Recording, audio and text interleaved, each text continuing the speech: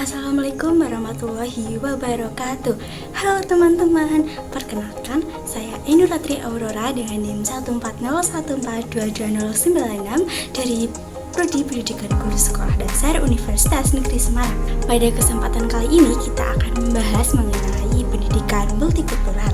Nah, kira-kira teman-teman tahu nggak sih apa sih yang akan kita bahas pada kali ini? Nah, topik-topik yang akan kita bahas pada kali ini yaitu yang pertama ada hakikat pendidikan multikultural, kemudian hakikat kebudayaan, kemudian hakikat budaya dan pelaksanaan pendidikan multikultural di Indonesia, kemudian pendekatan dalam pendidikan multikultural, dan yang terakhir adalah problem pelaksanaan pendidikan multikultural di Indonesia. Nah, untuk membahas lebih dalamnya, kita simak video berikut ya. Nah, untuk materi yang pertama yaitu mengenai hakikat pendidikan multikultural.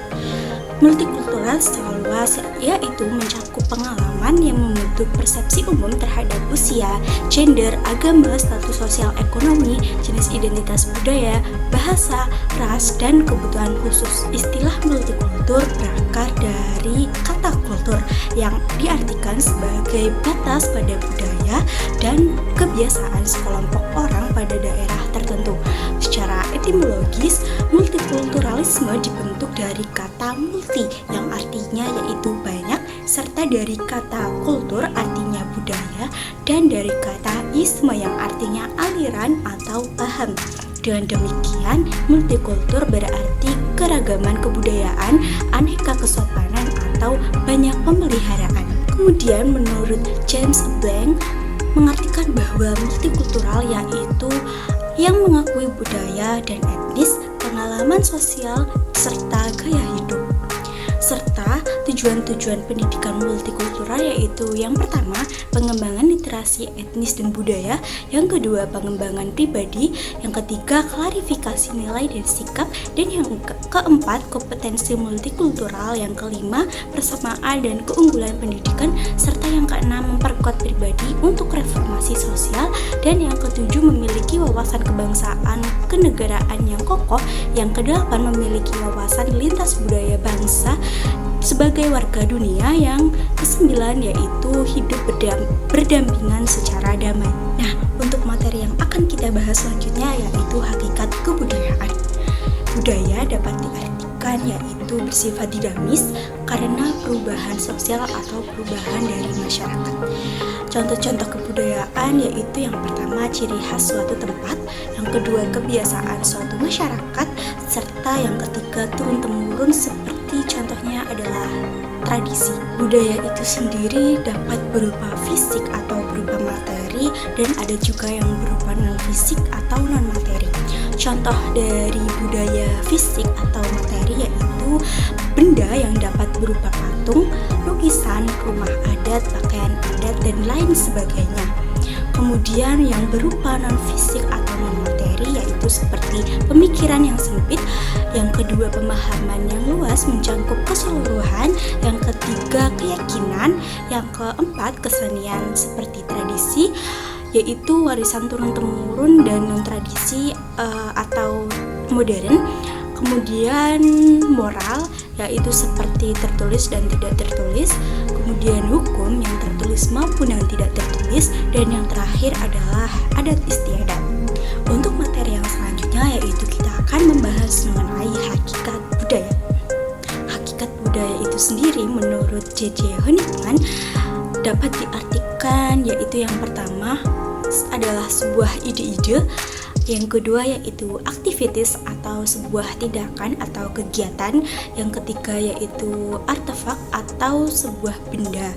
Nah, kemudian menurut Honigman juga ide memiliki ciri-ciri yaitu yang pertama abstrak, kemudian alam pikiran manusia, yang ketiga yaitu pedoman nilai, dan serta yang kedua ada aktivitas atau tindakan atau kegiatan.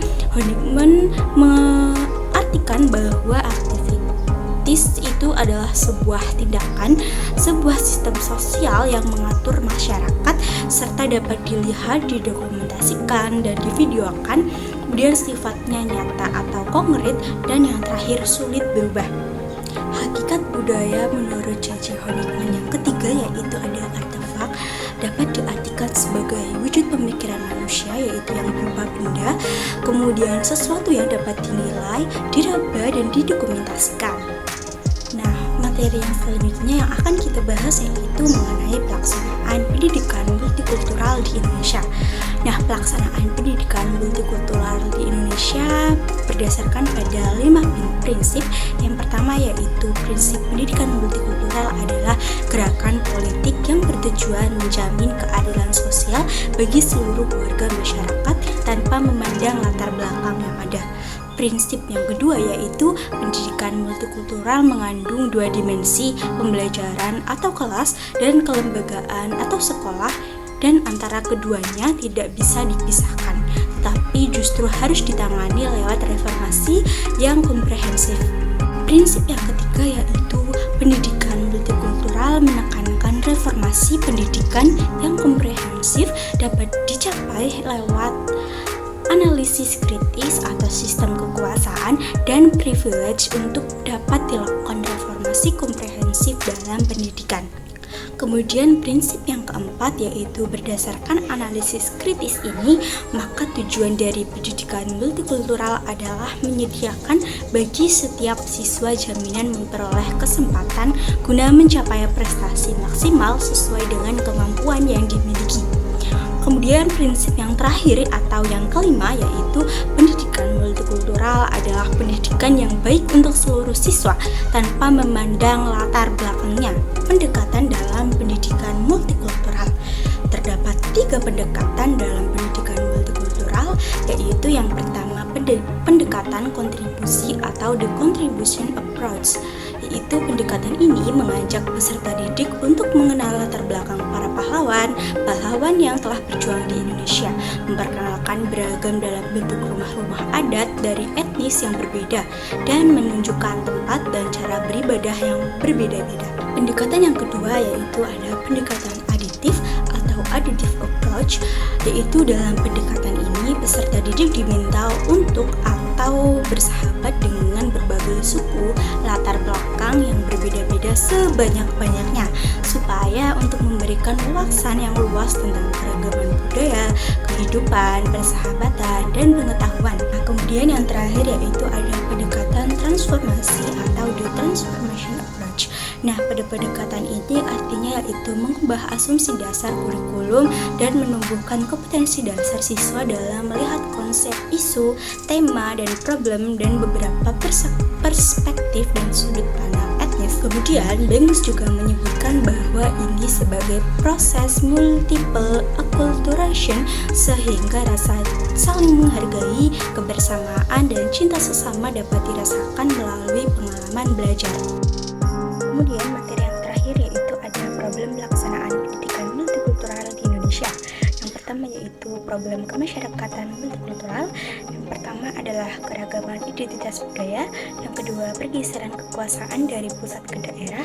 Dan yang ketiga kurang kokohnya nasionalisme. Yang keempat fanatisme yang sempit.